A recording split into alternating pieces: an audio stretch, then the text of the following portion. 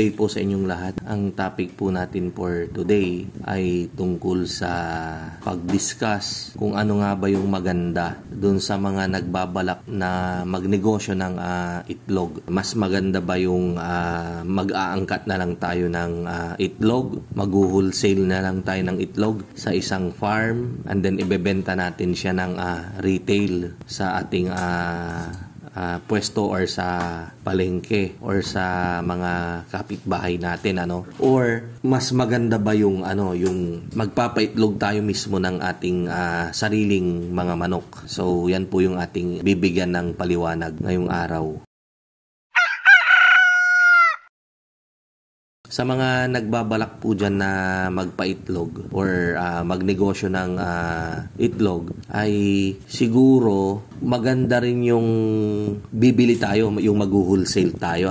Halimbawa po, ang wholesale price sa isang farm ng small ay 180 pesos sa ngayon. Ibebenta natin yan sa palengke, sa pwesto natin or sa mga kapitbahay. Kung magkano yung presyo sa palengke ay ganun din natin siya ibebenta. So ang presyo ng itlog ngayon sa palengke na small ay 210. So kapag nabili nyo po yan ng 180, meron po kayong 30 pesos na kita sa isang tray ng small. So ang kagandahan po niyan, sakaling medyo gusto nyong huminto sa pagtitinda or biglang tumumal, pwede kayong huminto rin agad-agad sa pag-angkat. Kapag huminto kayo sa pag-angkat, syempre mahinto rin yung supply nyo sa itlog. Yun yung advantage dyan. Compared sa kapag sarili ninyo yung itlog, kayong nagpapaitlog mismo, once na nangitlog po yung inyong mga manok, ay tuloy-tuloy na po yan na mangingitlog. Continuous na po yan. Continuous din dapat yung pagpapakain nyo para mangitlog sila ng maayos. Hindi naman po natin pwedeng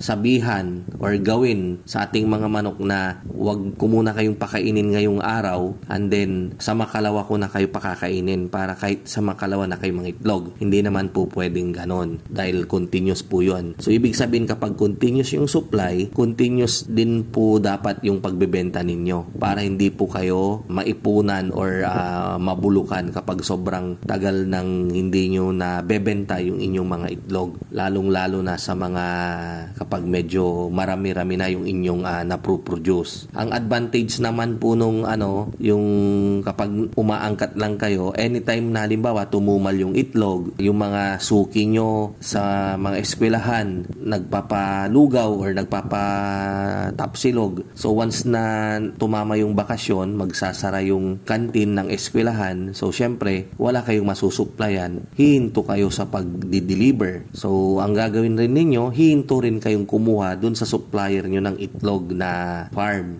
Ang disadvantage naman, kung sarili sana ninyo yung paitlugan, kayo mismo yung nagproproduce ng itlog sa sarili ninyong farm, ay syempre, yung kita ay mas maganda kung kayo mismo yung nagproproduce. Dahil kung yung small nga ay 180 sa farm, syempre yung may-ari ng farm ay may kita po doon. Meron na siyang kita doon. Sabihin na nating piso per itlog. Mas lalaki yung kita ninyo kung sarili ninyo yung farm. Kasi imagine, kapag umaangkat lang kayo ng small sa presyong 180, mabebenta nyo yan ng mga 210. So, yung kita ngayon ni farm owner ay mapupunta ulit sa inyo yan dahil yung cost to produce ng itlog ay dyan napapasok. Pero sabihin na natin na nabili nyo ng 6 pesos yung small, 6 pesos ang isa kasi nga 30 pieces yung isang tray, so 180 yon. So ibig sabihin ang puhunan nun, sabihin na natin mga 5 pesos,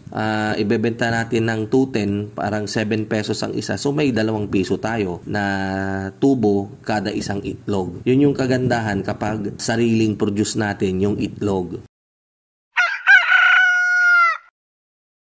Ang pangalawang itatapik natin, kapag malakas naman yung itlog, baka hindi rin tayo makakakuha ng sapat na supply dun sa farm na kinukuhanan natin. Yun din yung disadvantage kapag umaangkat ka lang. Lalo na pagdating ng mga pasukan, and then mas lalo na kapag tumama yung December, marami yung gagamit ng mga magbe-bake, ganyan. So, tataas yung demand, yung supply ay ganun pa rin, steady. So tayo na bilang umaangkat, dadami dapat yung ating aangkatin. Kaya lang, hindi rin tayo mabibigyan ng maraming itlog kasi nga umaangkat lang tayo. Hindi naman nila pwedeng ibigay sa atin lahat yan. So yun yung disadvantage kapag umaangkat ka lang. So ang advantage naman kapag ikaw mismo yung nagpo-produce, kontrolado mo. Kung ayaw mong bigyan yung mga bumibili sa'yo, lalo na yung mga pasulpot-sulpot lang, di ba? Kontrolado mo yan. Kontrolado mo yung supply. Kapag may sobra ka lang, yun lang yung pwede mong ibenta sa kanila, di ba? Lalo na sa amin, sa part namin bilang producer ng itlog, yung na-produce namin sa ngayon ay sarili na naming ibinebenta sa mga pwesto namin. Kapag may gustong bumili ng wholesale price, basta may available kami, yun, pwede namin silang i-share. Pero sa ngayon ay nagpo-focus kami sa kami na po mismo yung nagbebenta ng 16,000 eggs a day na aming na-produce. Tapos ito pa, idagdag din natin na sakaling umaangkat lang tayo ng itlog sa ngayon, tapos may plano rin tayong magpaitlog ng sarili nating manok. Ang advantage po niyan ay kapag nangitlog na yung sarili nating manok, yung binili nyo po sa akin halimbawa or kung kanino nyo man yan binili sa mga nagbebenta ng RTL. Kapag nangitlog na yung sarili ninyong manok ay sigurado na meron na kayong market. Meron na po kayong pagdidisposan ng sarili ninyong produce na itlog. Isasalpak nyo na po yan dun sa available na market nyo. Or sabihin na nating meron na kayong available na paitloging manok. Halimbawa, meron na kayong 504 heads and then nabebenta nyo yan. Tapos kinukulang pa. Aangkat kayo ng karagdagang itlog na ibebenta ninyo. So dun nyo makikita na, nako, kaya ko na palang magdagdag dahil kinukulang na yung sarili kong produce. Sa ganoong paraan, meron na po tayong available agad na market. Ang pinaka-soma total niyan ay kung konti lang naman yung aalagaan ninyo at first time ninyo ay marketable naman kaagad yan. Madali lang namang i-dispose yan. Patunay yung mga subscriber natin na sumubok. Isa na dyan si Sir Ronnie Bautista na may-ari ng Abasti. Si Sir Ronnie, nakita lang niya yung vlog natin kay Ma'am Cheryl Jose na may-ari nung Tapa Queen.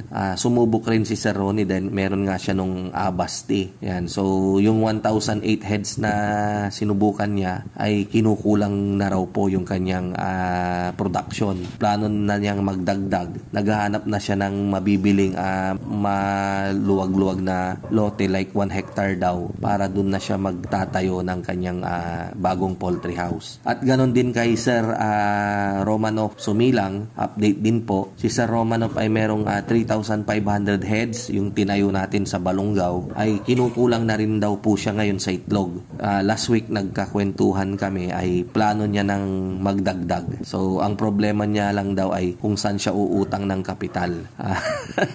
Pero mapagbiro lang yan si Sir Romanov